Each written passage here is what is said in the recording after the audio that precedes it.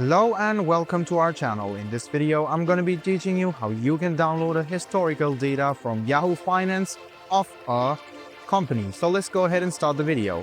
First of all, what you need to do is open Yahoo Finance and you should search for the company whose historical data you want to download. So I'm just going to go ahead and search for AAPL, which is the Apple company. After I tap on it, you can see on the left hand side is historical data.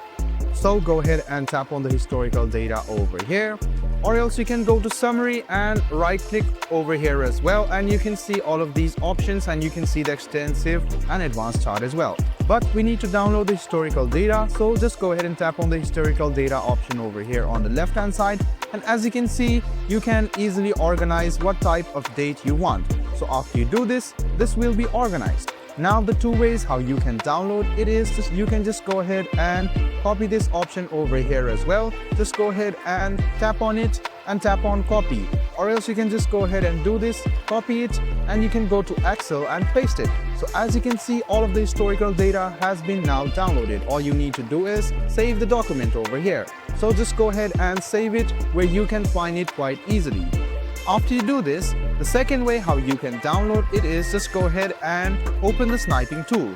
After you open the sniping tool, you can scroll a bit down and you can just go ahead and snipe the sheet you want. After that, just go ahead and save the file, which is quite easy. After you do this, you can easily check it out.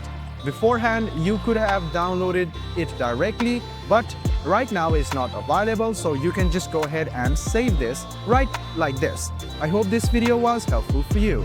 Like the video, subscribe to the channel, and do hit the bell button for more.